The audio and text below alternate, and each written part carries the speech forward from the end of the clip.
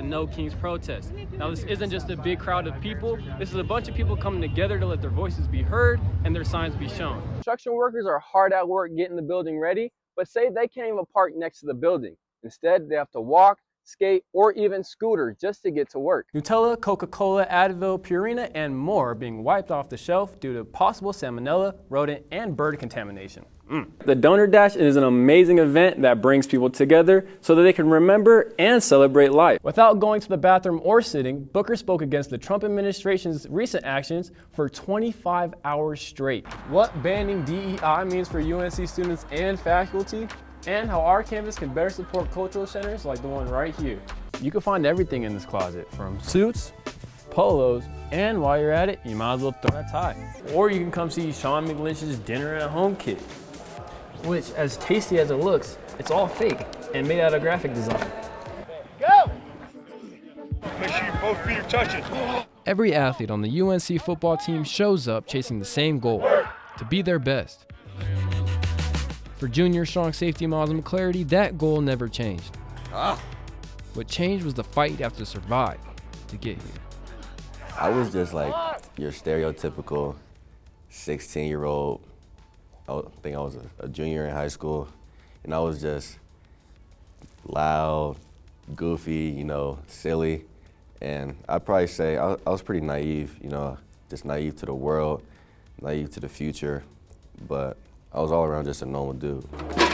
Football was his plan, his future, until his junior year of high school when everything suddenly stopped. When we had got to the emergency room, they rushed us back, and then the doctor left, and then we're just sitting there, not knowing what's gonna happen. He comes back, he straight faced like I'm talking to you right now, he says, "It looks like you have cancer."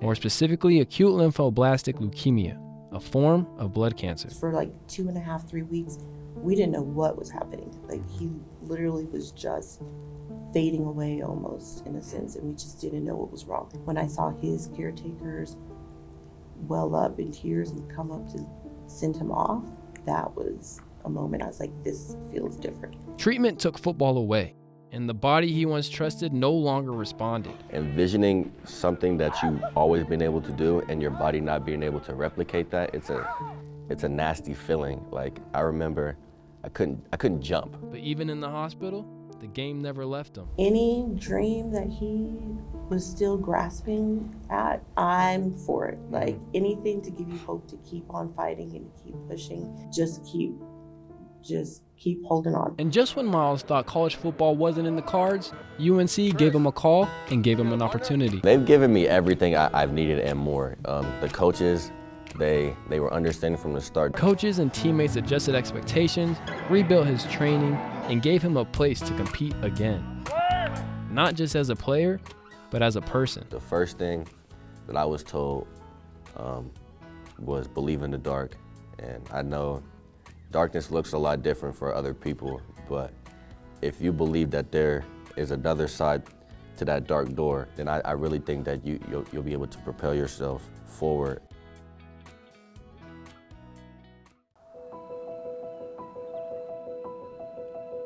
Deerfield is a frontier town that was founded here in northern Colorado. It was founded by Black people, and it was the first of its kind ever in history. And so what's really important was it was a mainstay cultural piece for Colorado. More than a century ago, Black families came to this stretch of Weld County to build land, have economic independence, and create a community of their own. Founded in 1910 by Oliver II St. Jackson, Deerfield became one of the most successful Black agriculture cities in the Western America. People come from Denver or the Springs to have celebrations and have meetings and events up here. And so it was really big for, Black people, Black culture in the United States. Educators say that many students in Colorado, specifically northern Colorado, never learn about this history. But we don't need a history book. The history is right here in the walls, and it's proof of where a dream once started and how it can grow.